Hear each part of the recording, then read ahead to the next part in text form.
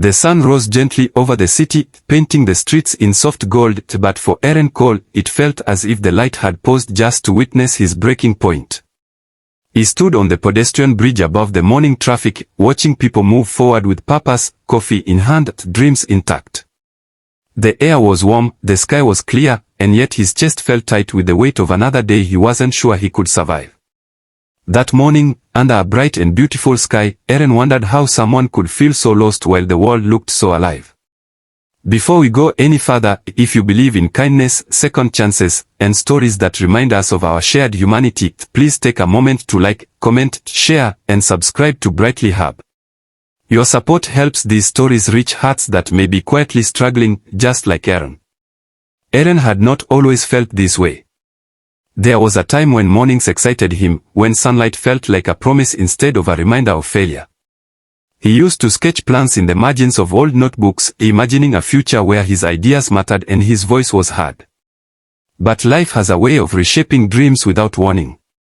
After his mother's sudden passing and his father's slow withdrawal into grief, responsibility settled heavily on Aaron's shoulders. At 24, he became the silent pillar of a family that no longer spoke about pain, only endured it. He worked as a city maintenance assistant, cleaning public spaces while the sun climbed higher each day. Parks filled with laughter, sidewalks echoed with hurried conversations, and cafes buzzed with life, yet Aaren moved through it all unseen. People stepped around him, never noticing the quiet care with which he worked, the way he straightened benches or picked up trash as if each small action mattered. He believed that doing good quietly was better than doing nothing loudly, even when the world gave him no recognition in return. Every afternoon, during his short break, Aaren sat beneath the same tree in the central square. Its leaves filtered the daylight into shifting patterns on the ground.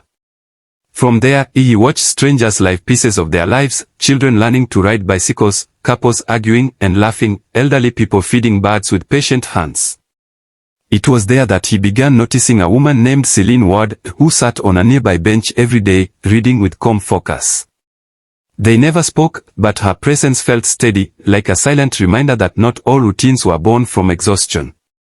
Life tested Aaron's resolve when his younger brother lost his job, and the household bills doubled overnight. Stress followed him like a shadow under the midday sun. One afternoon, while cleaning near a crowded bus stop, Aaren noticed a leather bag resting alone beneath a bench. Inside were documents, cash, and a phone still buzzing with missed calls. His heart raced as a dangerous thought crept in. This could solve everything.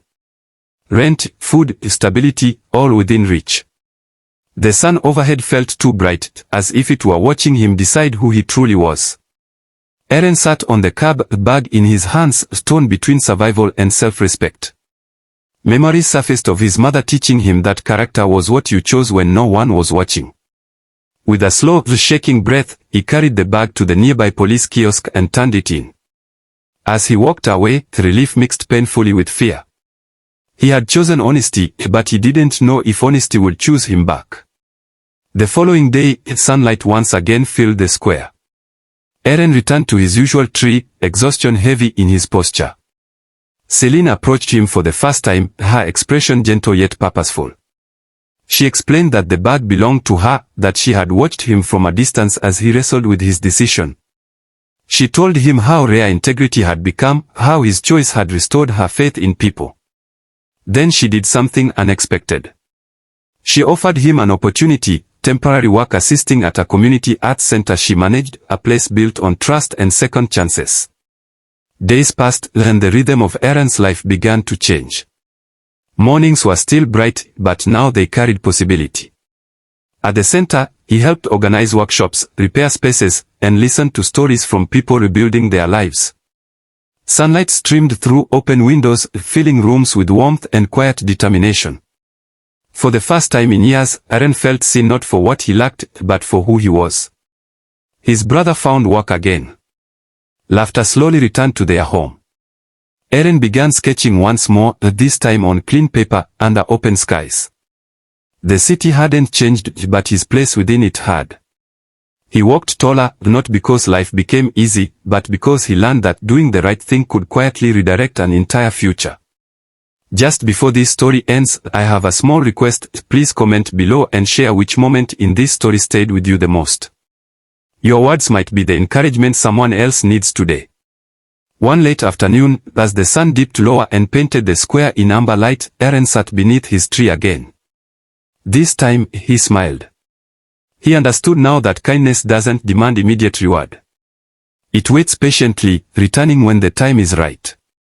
And if this story touched your heart, inspired you, or reminded you that honesty still matters in a fast-moving world, please like, comment, share, and subscribe to BrightlyHub.